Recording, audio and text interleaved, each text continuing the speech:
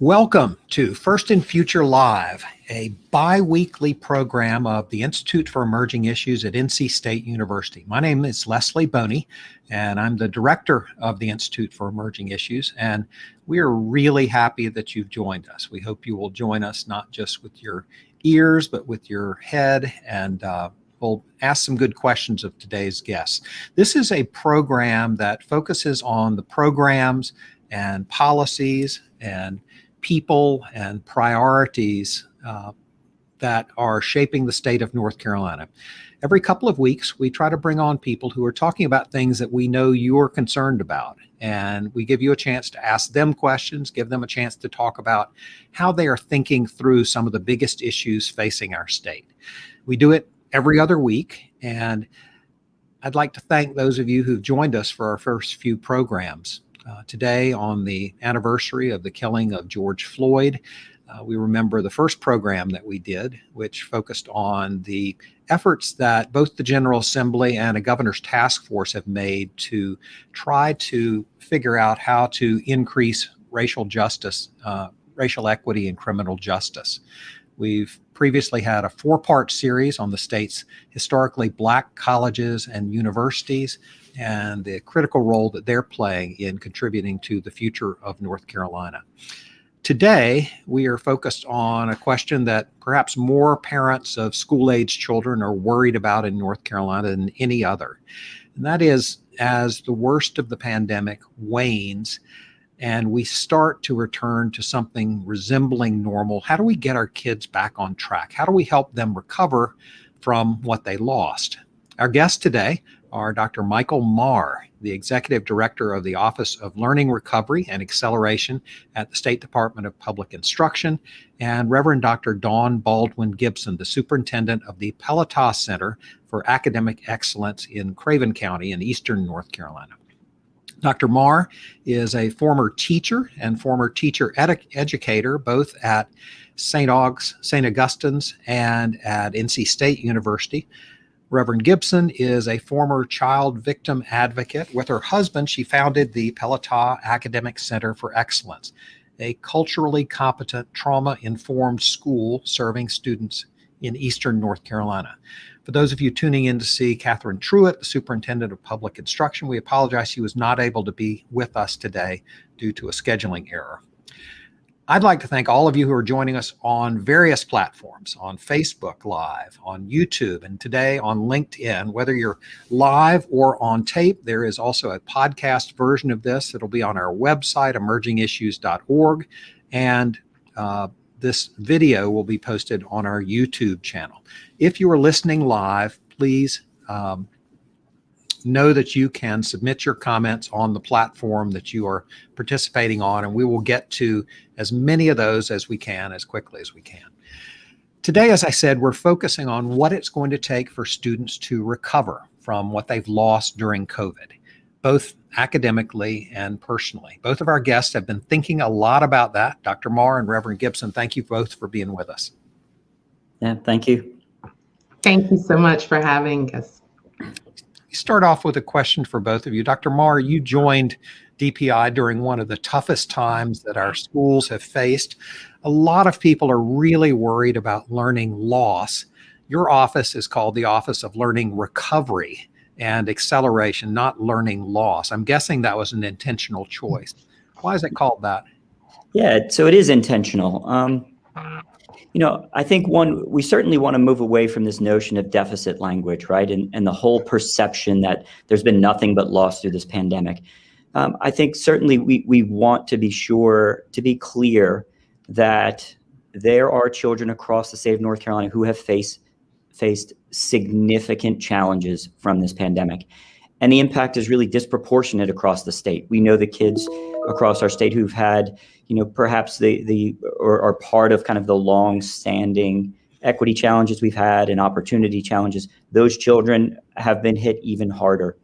I think on the other side, though, we should be clear that there are some kids who perhaps have gained some skills that they otherwise would not have, right? So there is some resilience that had to happen here. There are kids who have gained time management skills, technology skills, right? That they've had to learn to deal with something for the first time in their life, that's probably the most significant event that they've ever faced. And so helping them come out on the other side really is more, it's about recovery. So how do we recover from that? And then how do we accelerate children? How do we move forward beyond this pandemic and hope to gain even more on the backside? Reverend Gibson, your experience has been with students who are dealing with emergencies and trauma. And in Eastern North Carolina, this is not the only event that's happened in their lifetimes. They have dealt with a hurricane. Many of them have mental health challenges, and now they're recovering from this pandemic. I was reading an article in Ed Week yesterday when a veteran teacher noted that, quote, when our youths are frightened, disconnected, grieving, or anxious, they aren't learning. Their amygdalas are in charge, and adults may as well sound like Charlie Brown's teacher. Can you talk just a little bit about what students are dealing with right now and why that makes learning such a challenge? Right. So I will start off by saying there's so many different challenges that our children have been facing over these last 15 months. But I would say that even more so as we think about, and I like what Dr. Marr was just saying, is that we have to move from the deficit language, because it is critically important that we recognize that there have been some things that have been gained over these last 14 to 15 months. But I think, as what you were just saying, Mr. Boney, is that we have to look at what has occurred and the impact that it's had on the emotional well-being of children. And, we talk a lot about in disaster work, which is where we really focus a lot of the work that we were doing before we started this school around responding to disasters. So when I think back to 2018, 2019, we had children who went through Hurricane Florence and who were displaced and who were living as far as 3-4 hours away from their school. And the school systems worked and had buses that were going to get children and bringing them back to their, quote, kind of home base. But then they get back into a routine, and then 2019, 2020 brings in COVID. So we've seen a lot of those interruptions. And, when we talk about disaster work, we will oftentimes say that whatever is in the community at the time of the disaster is only amplified by the disaster. And so we already had children that were trying to get their footing after Hurricane Florence, that were already trying to get their footing from parents who had lost work, who were trying to get their footing from being out of their homes. And then March 13th comes, 2020. And so how do we build supports and an infrastructure of resiliency that allows for those children to get their footing and to soar and to be able to do what they have been called to do? Thank you.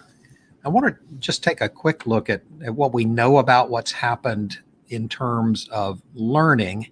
And as we show these numbers, we're going to disclaim them because not everyone has taken these tests, but they are the information that we have, and the information is imperfect. But if you look at fall testing results, end of course for Math 1, higher percentage than normal are testing as not proficient compared to the same time a year earlier. That's a little bit later in an academic career. Earlier in an academic career, if you look at third grade reading, 58% testing is not proficient, up about 10 points from where it was the previous year without the pandemic. And then you look forward at some data that people have been trying to pull together, trying to imagine where we're going to be next month in June of 2021. And some general projections are that white students on average will have lost somewhere between 4 and 8 months. Students of color, I want to talk about why, are projected to lose even more than that. And so, again, we're not saying that these are complete apples to apples comparisons, because a lot of people have not been tested, but it's at least something that has gotten the attention of state lawmakers and the State Department of Public Instruction and a lot of parents across the state. Dr. Moore, can you talk a little bit about these numbers and how you approach them as you try to figure out how to make data-informed choices going forward, but the data is imperfect? Absolutely. So I do like to talk a lot about the best available data. We have to use the best available data even when it's imperfect. And so I think you hit the nail on the head here with, we have this data, but we have to caveat it with this, this notion of this understanding that we had smaller proportions of students taking these tests over the last year. And so, but we have to begin with some benchmarking. So where were we?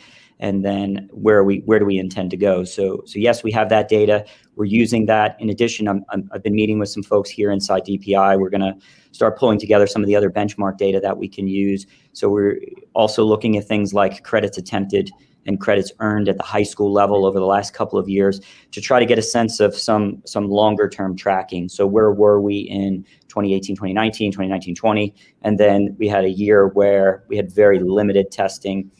And then going forward, what does the benchmark data look like when we compare similar data sets to what we see now? But I think going forward, we're also very interested in other diagnostics. So, hopefully using a portion of our ESSER funding that we get here at the state level, we'll be able to deploy some statewide diagnostics to look more deeply and more closely at some of these different pieces that we intend to measure, not only on the academic side, but hopefully on the social emotional side as well. Take a step back and maybe ask both of you what might seem like an obvious question, but why do you think this learning loss has happened? And why is it more extreme among students of color? We oftentimes talk about that what's happening in the community before the disaster hits, right?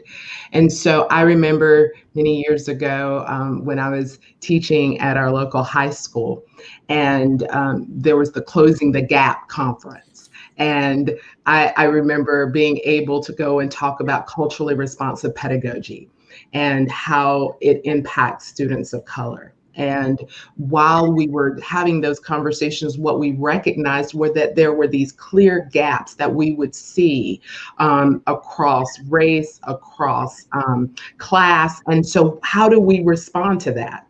Well, there are things that we've been doing to work on closing those gaps. But one of the things that we have to recognize is that when you even look at the impact of, for example, Hurricane Florence, the impact was greater in communities of color, in low wealth counties, in communities that are rural.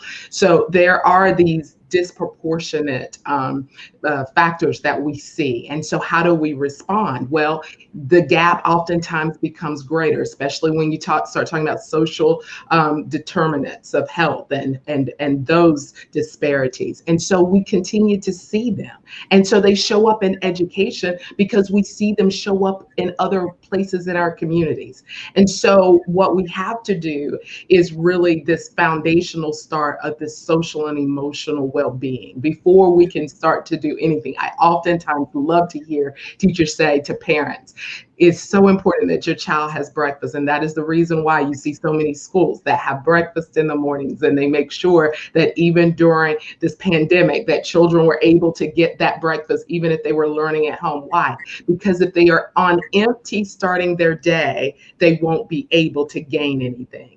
And so we have to understand that emotionally, there are lots of children that are starting off that are empty. And so we have to fill them up, and we have to look for those supports. And so whether it's in the Black community, for churches, or on our tribes, wherever we are, we have to look for these supports, because we've got to deal with the basic disparities that race, that class, that we are seeing in rural communities across the board, to address those so that we can start to see these changes in the dynamics and the dichotomy of what we're seeing in our educational system.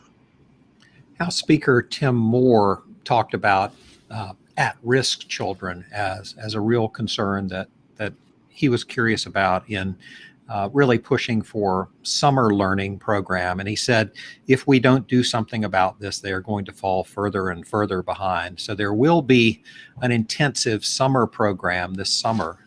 Dr. Marr, I'm going to show you a slide that just outlines some of the elements of this program that you helped to create, called the School Extension Learning Recovery Enrichment Programs for summer of 2021. And just some elements. It prioritizes at-risk students, pretty intensive amount of programming. There are meals, as Dr. Gibson mentioned, very important to learning. Also activities, enrichment, transportation, really trying to get the strongest teachers involved, locally designed, but evidence-based.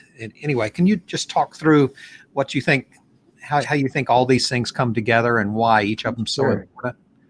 Yeah, I actually want to connect back to something Dr. Gibson said a minute ago that I think is really important here, right? So I love your logo with the Venn diagram there, right? These overlapping pieces, and I think that's part of what we're looking at. There are many overlapping pieces that we need to take into consideration when we think about learning recovery. So I was reminded during the talk too that in cognitive development, there's an author, Augusto Blasi, and one of the things he said was emotion precedes cognition. And so if we really want to move children forward, we have to address the social emotional learning state that they are in, their health and well-being, before we can ever expect them to move forward academically. So I think building relationships with children is really important. Ensuring they have food is really important. Ensuring they have healthcare is really important. And what we learned over the last 14 months, ensuring they have access to broadband is really important, right? So it's, from my perspective, it's all of those things that have contributed to not only the challenges we see, but the disproportionality as well, right? So our hardest hit communities are the ones who continue to be hardest hit. So with that, we get to this school extension program. So for those listening, it's Session Law 2021-7. So this was put in place by the General Assembly. My office, as the Office of Learning Recovery, was tasked with writing the guidance for districts around this, so the implementation guidance. I held no less than 25 meetings with superintendents and chief academic officers across the state so that we could talk through what this program would look like. There are some very specific requirements that are kind of non-negotiables, and so that included things like the 30 days or 150 hours of programming, the requirement that students have meals, have free time, like break time, that they have transportation, and that there is an enrichment period for them as part of this program. There are incentives, because the idea is you want to hire the most effective teachers into this work.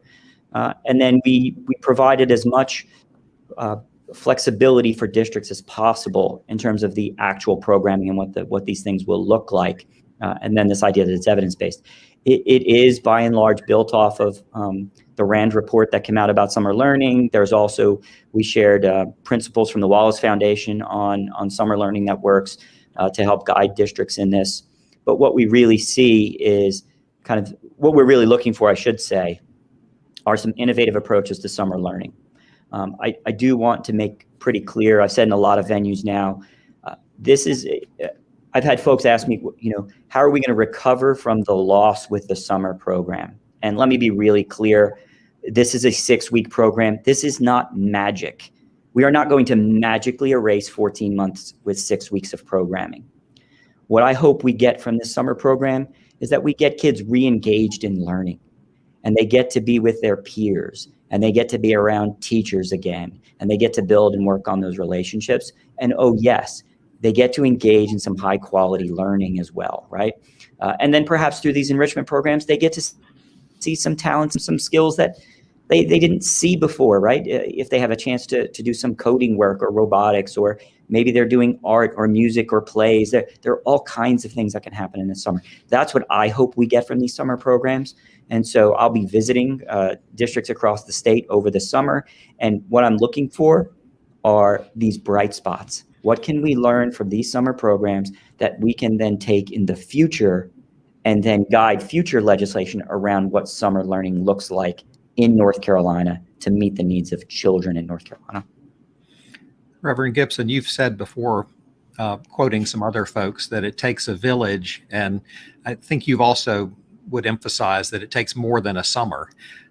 And Governor Cooper has proposed in his American Rescue Plan budget $75 million for literacy coaches to stick with people.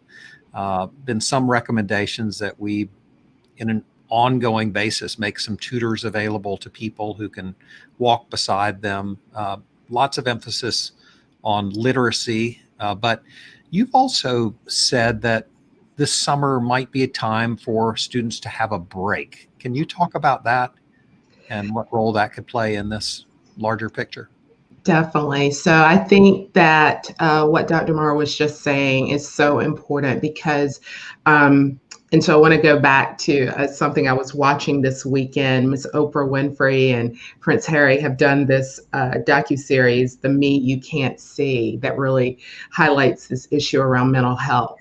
And specifically, it was very interesting hearing Miss Winfrey talk about the impact that trauma had had on her own life, but she connected it to school being not a savior, but a relief. And so I think that is going to be really important for children to get back in those school settings, right? Because it starts to give that relief again, because many children see school as their safe space. It is the space where I don't have to worry about, the hours that my mom might have gotten reduced, or having to hear about, are we getting back in our home before the next hurricane season, or, the stresses that COVID-19 and things that were happening before COVID-19, or the loss or grief, or whatever that is, getting back into those school settings, seeing teachers again, seeing their peers again. I cannot underestimate how important that is. But there should be that time, and Dr. Morrow just talked about it, about art or coding or having these options where they can branch out into not just the rigidity of what has been over the last 14 or 15 months, and really at some level not even been that. But I think the core there is to making sure that we are supporting this work. And so kids say, oh, I got to go back. Yes, this is going to be a time when we re-engage, we get back in there. And that may be where, when they come to church or come to Vacation Bible School, that we encourage them. And it's all about the presentation. I say this so often to our educators, is that it's really so many times about how we present it. And I think we have an opportunity to get on board. And these retired teachers, so many of our churches have retired teachers and, retired school personnel that are there. And so we really want to look at how we can partner in that village that helps that child. It's going to take every one of us. And let me just say, it is worth it. Every single one of these children that we are talking about is worth it. And so we have a responsibility and we have an obligation as citizens. And we talk about roles and responsibilities. I love teaching that in social studies. We have roles and responsibilities as citizens. And this is our role. And this is our responsibility to engage our children, make sure that this summer is, we're calling it bounce back. We started a bounce back zone. We created this part of a mental health program that we have at our school, and we are bouncing back. And so even though they're reading Old Yeller this summer, they are also going to be doing acting and drama and art and all of it. Because why? It's going to take all of that to bring them to this next space of learning that is going to be required for them. Robin Dorfman via LinkedIn says, thank you for addressing this critical issue. Helping students move forward has many challenges. So important to hear what institutions are doing to prepare. Malika Baldwin agrees with Dr. Dawn, saying they are all worth it. Dr. Morris, you hear Dr. Baldwin talk about the village.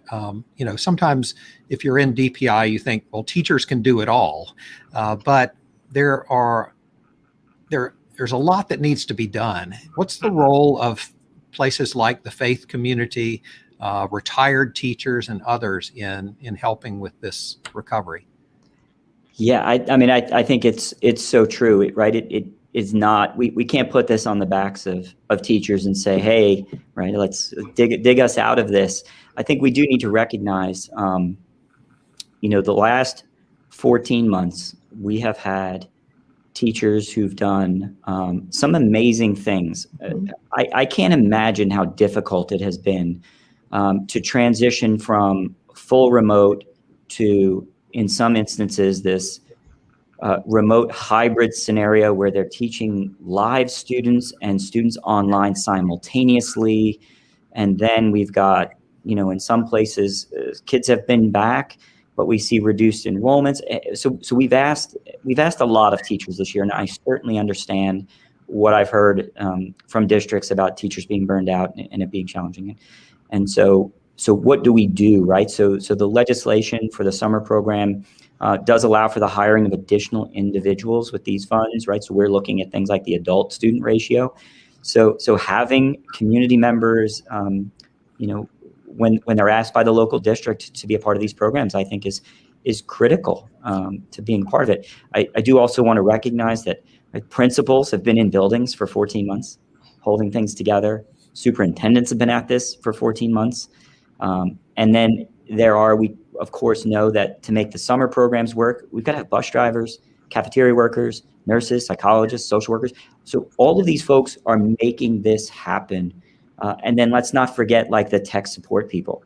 So we've done 14 months of remote learning. Somebody's got to be on the backside of that. And I don't think we ever think about how complex this is when we try to really pull this off. So what does it take to dig ourselves out of this? I think it's exactly what Dr. Gibson said, right? So leaning on not only schools, but leaning on faith communities, leaning on other community organizations. And I know the department, as we eventually have an opportunity to fund some initiatives through our ESSER 3 federal dollars, we are looking for ways to fund districts who, in partnership with community agencies, are providing services to children, so that we can think about this as an approach that brings together multiple units or multiple groups of people to really help dig us out of this. I was talking to an 82-year-old retired Forsyth County teacher this weekend, and he said, whatever you do, make sure you ask these people if I can go in.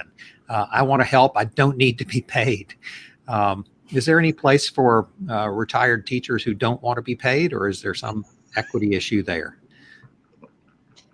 Well, that's a good question. I think that that might be better answered at the district level when they think about their equity and pay. But certainly there is a place. We need retired teachers, maybe more than ever. One of the big initiatives that is not only in North Carolina, but it's going to happen nationwide, is the idea of high impact tutoring or high dosage tutoring.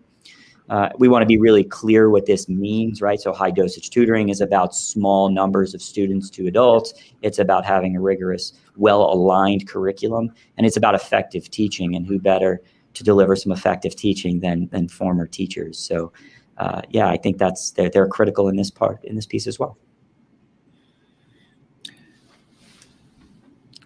What do you think about the State Board of Education has introduced an idea of an education corps, not professional teachers necessarily, although in some cases they could be retired teachers, but just people to fill in around the edges. So it could be younger people who are high energy, who don't necessarily have deep educational background, but are supplementing by helping folks understand how to jump on broadband or other issues like that. What's the role of non-professional folks, so maybe church laity that aren't trained teachers, or younger students that are enthusiastic but again not trained educators? What can they help with in this scenario? So I think there are a couple of things that they do. So one, certainly they help us with the tutoring component. And I think there's, we have somewhat of an obligation here at DPI to help provide training and materials as needed to support some of that work that happens. The education core is in several districts now. I don't have off the top of my head, but I know they have already contracted with a number of districts, and they're doing a number of different things, including contact tracing and I guess some of the technical support work, but then also some tutoring. So yeah, I think they help fill a role in the state that we certainly need. We of course have had a teacher shortage in this state for a really long time. And I think you can never get around having more individuals, preparing those individuals, and then having them work with children to build some lasting relationships. And I think Dr. Gibson might want to talk about the role of the relationships that these folks can build, because I think that's another critical piece of this. Definitely. I mean, I really feel like we have to work together on this. And so we have to start with the support of the teachers. I mean, I have watched in our school, but I have watched throughout our school district and throughout the region as teachers have come up with all kinds of different ways of engaging children. I remember a few years ago, and Dr. Mara was just talking about, we talk about how important broadband is. And I remember a few years ago, our church decided to do a computer distribution in Jones County. And this was probably about 6 or 7 years ago. And I was surprised how many children did not have computers in their home. And so we were able to partner with an agency out of Durham to be able to bring computers. And then one of our local internet providers provided it for $10 a month. And we always do food because our district is one of the, I think at that point, it was the second hungriest in the nation. And so when we start to think about that, whatever we do, we always couple it with food. And children who were just so excited that they were going to get these computers and that they had these educational games on them. And so what we recognized was even then was this disparity between those that have the access and those that do not. And so I think that all of this, churches, community-based organizations. I mean, we in New Bern had one of our restaurants that partnered with our school district because everybody loves going to this particular restaurant. And so they were able to go there and they were able to get into their Wi-Fi and be able to be there and get their meals at their favorite restaurant. That's the kind of thinking that we're going to have to do. It won't be box thinking. We are going to have to get outside of the box, get out of our own silos to say, well, I have a private school, or you have a public school, and how is that going to work? No, we are going to have to work past all of those things for the best interest of our children. And I think that churches are ready. They have been responding through COVID. They have been responding with food. They're responding with meeting those needs. They do it in disasters. And let's just, talk about it. COVID-19 is what we call an adverse childhood experience. And so it is literally going to be all of us when we talk about adverse childhood experiences. Even just in the last 2 to 3 years, we've had 2 significant ones just in our region. And so when you think about that, they talk about 4 being the number that starts changing how the outcome of a child's life in adulthood. So we're halfway there. So we've got to get everybody on board. And so if you have a community-based organization, if it's a sorority, if it's a fraternity, what is it that we can do starting this summer? By contacting those that are in our local educational units and saying, what can we do? I mean, that's the question. What can I do? I think one of the things you're emphasizing is that this is both an emergency, but it's also not just a sprint. So you can't just throw a summer program at this and think that adverse childhood experience is going to be forgotten or irrelevant. And I was looking back at, for a while, there wasn't really a good analogy. And in a couple of years, once we're able to look back at the impact of maybe Florence in Eastern North Carolina, we'll have a better example. But up till now, the best example has been the Pakistan tsunami of 2005, where they found that there was both the emergency trauma, the immediate trauma, but also because they didn't act quickly enough to address some of the underlying issues that the learning loss actually compounded over time, so that there may have been 4 to 6 months of loss while the schools were closed, but then down the road, because people had missed out on some of that, they weren't able to catch up. And so there is this feeling that we need to be taking this really seriously right now, but also that it's not going to be a quick fix. Can either of you speak to that? Well, Go ahead. Well, I'm just going to use something that my uncle, who had now all of my mother and all of her siblings taught in public education. My mother, 53 years of public school administration. My uncle did 51 years. My aunt did 36. So my grandparents have 4, and I have one who just did a year, and he said, I'm going back to full-time ministry.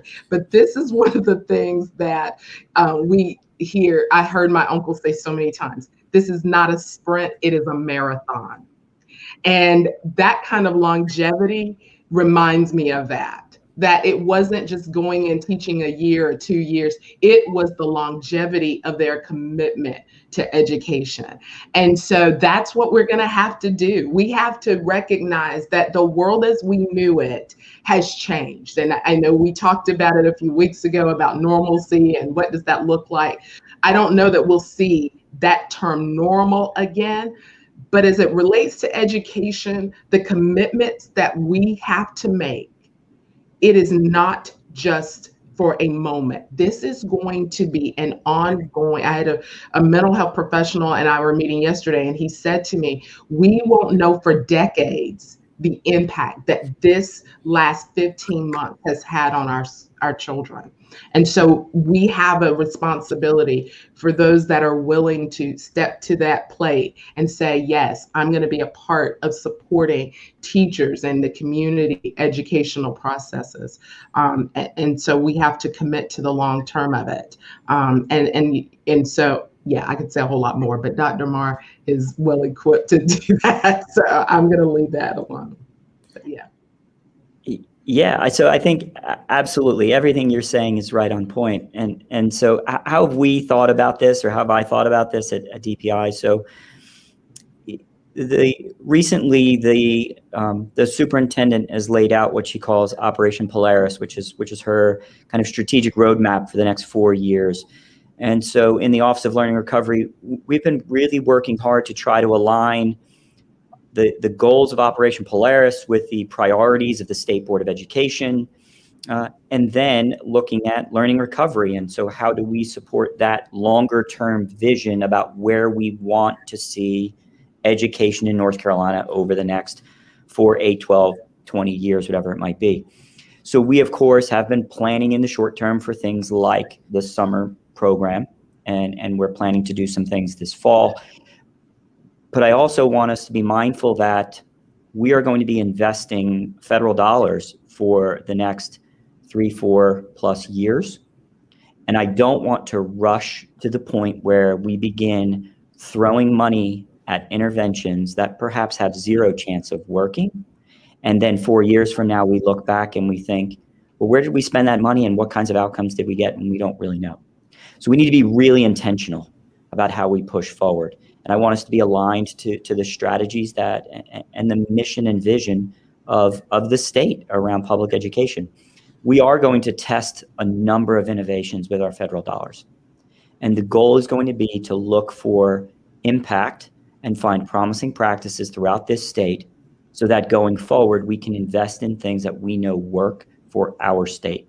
And so that's really the longer term goal, is to use these, one-time dollars in a one-time way that makes sense to test innovations. And I think that's one of the ways that we help support kids going forward, is through that kind of deliberate process. A couple of comments from Facebook, picking up on what both of you said. First, from Demetrius Chadwick Hicks, longevity and commitment are necessary. And then from Malika Baldwin, we'll definitely have to be creative when serving these precious children. Also give children and ourselves grace and time to figure out during these unprecedented times. Let me just maybe switch to a slide that illustrates something we've alluded to, but maybe haven't spoken as much about, and that is the mental health challenge that students are facing. Young people's mental health data is hard to get at. We have a lot of information about the impact that the pandemic's had on 18 to 24-year-olds, but when it comes to gathering data about mental health of younger children, it's a little bit harder to come by. This is just some information that shows the proportion of emergency mental health visits and the increase during the past year among 5 to 11-year-olds and 12 to 17-year-olds, both increasing at a pretty significant rate. And that doesn't count what Dr. Gibson was talking about earlier, the sort of quiet trauma that's happening, the ACEs that are taking place in people's lives. But I wonder if either of you could talk about what role mental health plays in learning and overall mental health for children, overall health for children. We'll let Dr. Gibson start if she.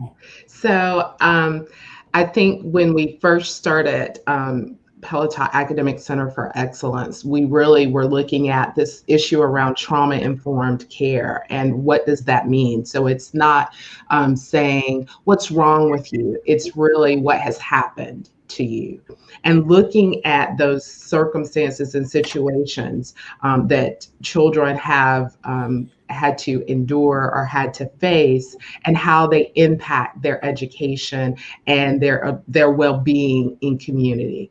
And so when we start thinking about trauma-informed care, and then we look at ACEs, the adverse childhood experiences, and understanding that there are these set of things that can happen to children that we have seen occurring over these last few months. So, we've seen children who've lost loved ones. I mean, we have spoken very openly about, we lost a scholar shortly after COVID-19 closed down our school and childcare facilities, and what that loss is still doing to us and how we're grieving. And so, and how that shows up in these adverse childhood experiences.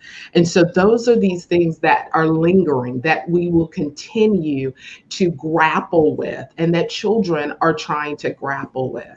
And so sometimes it's hard to put our finger on it, because if you say to a child, how are you doing? And they may oftentimes, I'm fine, I'm okay. But it's looking at that affect. It's looking at the deeper issues. And sometimes we'll see them acting out and they're angry. And really, let me tell you, I've thought a lot about my own high school experience, and I loved my high school experience. I can't imagine if I hadn't been able to go to the prom, or if I hadn't been able to go to the football games in August and September like I was used to.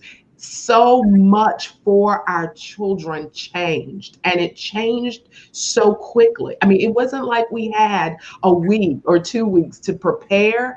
It happened just literally over a weekend. They went to school on Friday, and many of them did not go back to school for the rest of that year. And so how does in the building physically? And for many of them, that felt like school. And so when we move it all online, and we had to, and so I'm not second guessing our public officials. I'm saying this was what happens in response to what we had to do to stay safe. It changed the stability of what we knew as stable. I'm gonna go to school. Even kids, I mean, I have a 16-year-old. My husband and I have this 6-year-old, and so she's used to life. But there's been this change. There's a disruption. Today was her first time being back in the building because they're doing testing this week. So we were virtual all year. And I watched her trying to transition her mind into going back in the building. And so all of these things, they are going to take time. Every child is different. And so people say, well, you all do it right, but we have 20 children. If I had 10 times that, and most teachers have that, more than that in one class. And so you have 20 different circumstances, 20 different situations. That's why all of us are going to have to do this together, because the mental health impact that this has had on our children, we cannot yet articulate the depth of instability it has caused. Yeah, absolutely. Do you know, so like you, I have a 20-year-old in college. I have a 16, almost 17-year-old who's a junior in high school. And then I have nieces who are in middle school and elementary school. And so I'm constantly reminded of the impacts that children have at the different levels, whether they are a college student or an elementary student. And as you're talking, one of the things that I was thinking about, so a week ago, we had a state board as a work session. And in that work session, the state board and leadership at the department participate. And one of the conversations was about data collection. And so how do we start to track and move forward and all? And the conversation was really about leading with empathy.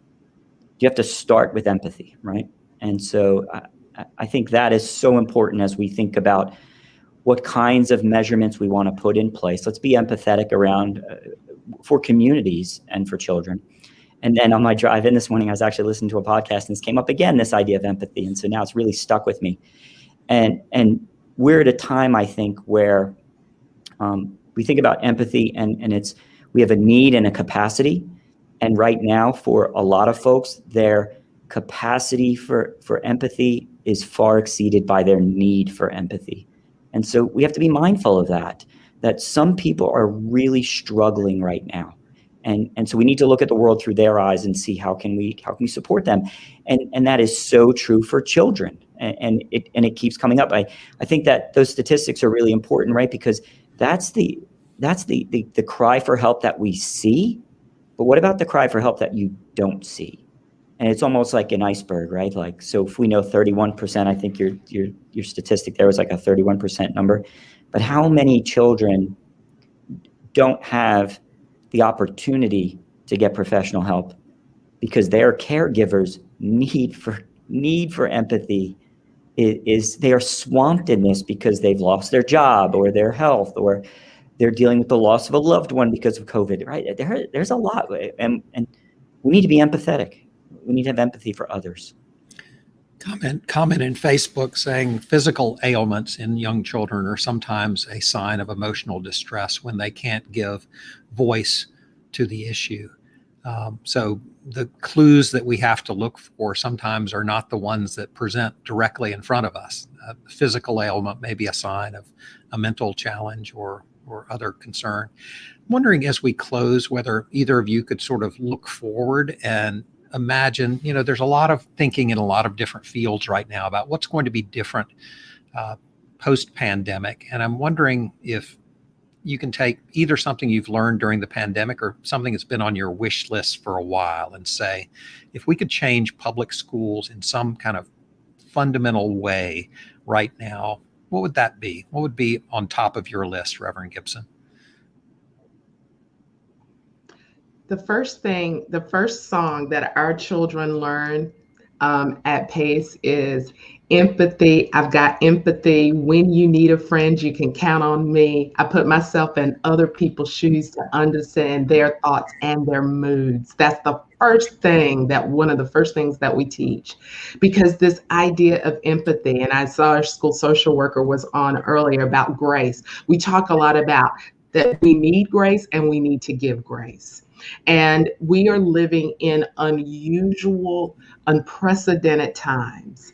And with that means that we are going to have to deal differently than what we have a year ago, even 2 or 3 months ago, because as we even go through reopening, we see children that are expressing anxiety, social anxiety, racial anxiety about what it's going to be like to be in community again, in school community again.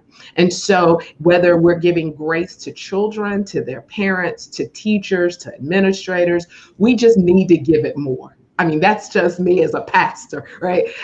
We need more grace for one another. I see more road rage incidents. You see more people who are on edge. Why? Because we are living in unprecedented times. And so the thought is, let's just get back to normal. Well, we'll never go back to normal. We won't. I mean, we won't go back to a time that will be March 13th. There will always be the thoughts of what we've lost, what we've gained, what we've learned, what we've been challenged with. But this is the call of our generation, I believe, that we are called to do work. And this is great work. This isn't ordinary work. This is great work because we're talking about children's lives. And wherever we may find them, we have been called. If it is driving and seeing a child in the park and waving, good to see you. We all have some part. If it is that teacher who is now retired in Forsyth County, who, if it's nothing more than going out on his porch and reading a book and letting the neighborhood kids come sit down. If it's the local church leader that says, can we open up and just do art where we are painting, but we're also teaching conjunction, junction, what's your function? Whatever it is, we can all do something. That's the challenge for us today. What can I do for the call of helping this child, a child, any child? Because they all matter. Reverend King said, anybody can be great because anybody can serve. And that is an altar call to service right there. Dr. Moore, let me just ask you about the last part of the title of your office, and that is acceleration. What can we do out of this to accelerate? What's it going to take for us to accelerate out of this pandemic? Yeah, so I want to follow up just on one other piece that Dr. Gibson kind of talked a little bit about here, and it is kind of this idea of going forward, which links to this idea of acceleration. You know, part of what I've thought a lot about is every day I come into this office and it's hard work. I'm not going to lie. It's been hard work. It's hard to think about these things, but I haven't regretted this work for a moment because, you know, I'm reminded, we all in this building are reminded regularly by the superintendent that we put children first. That's why we're here. And that's what we intend to do. And so, you know, I think part of this idea acceleration gets to where we hope to be a couple of years from now. And so as part of our strategic work under Superintendent Truitt is accountability reform. And so what does it look like when we reform the way in which we hold schools and teachers and others accountable for the work that they do? We, for a long time, have existed in this environment where teacher effectiveness and school effectiveness are really about, you know, singular test scores on a given set of standardized tests dictated by the federal government, right, through the Department of Education. And I think that one of the things that we've learned from this pandemic, and we perhaps knew, but it's been exacerbated now, is that this isn't really what teacher effectiveness is about. We have an opportunity now to put relationships at the center of our work, which I think we have learned more over the last 14 months than maybe anything about this idea of learning loss, that children are hungering for relationships, meaningful relationships with teachers. And so to get back to that critical piece of teaching, I think is so important. I know I didn't go, you know, I went into high school teaching to be a science teacher, but what I got out of it was the value of the relationship that I had with students. That was always more meaningful to me than whether or not they learned how to balance equations. And I know there are chemists who probably yell at me about something like that, but you know, it was about building relationships. So when we think about accountability reform, we need to move in a way that we are looking at multiple indicators of success. You know, I regularly like to talk about we value what we measure.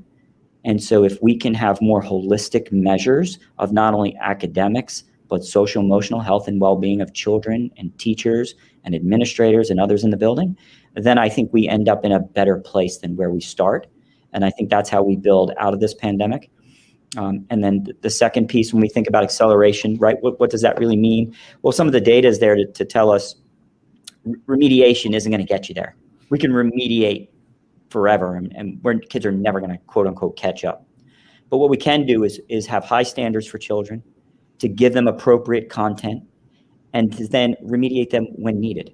You can actually have a student doing third grade math, and when they get stuck on an issue, bring in the second grade pieces that they don't have a full grasp of, teach them that, and then move them forward. The challenge is if a student is behind and then saying, well, they're not on grade level for third grade math, so let's do the whole second grade piece again. That discounts all of the stuff that kids have done, all that they actually know.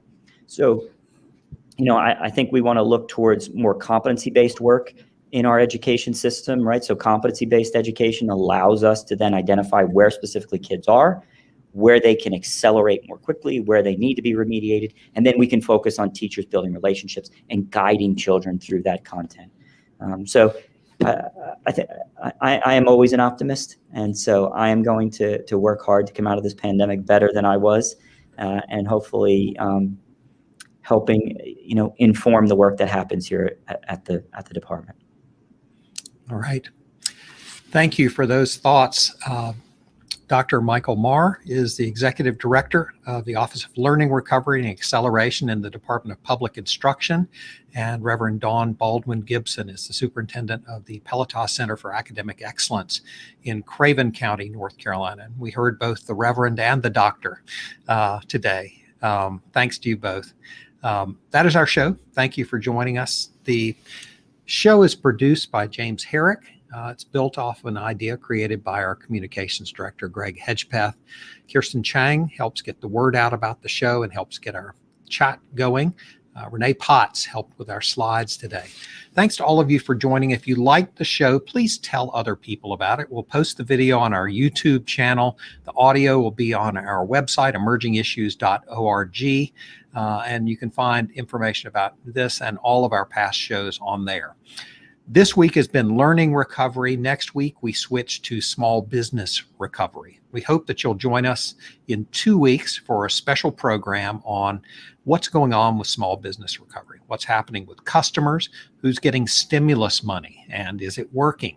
What differences are we seeing between rural and urban areas, between white-owned businesses and black-owned businesses, entrepreneurs and established businesses? We've got guests with answers. Byron Hicks, the Executive Director of the SBTDC, Dr. Henry McCoy, the Director of Entrepreneurship at NC Central, and Kevin Price, the President and CEO of the National Institute of Minority Economic Development. We hope you'll join us on June 8th from 9 to 10 a.m. for that conversation. For all of us at the Institute for Emerging Issues, thank you for joining us today. I'm Leslie Boney. See you in the future.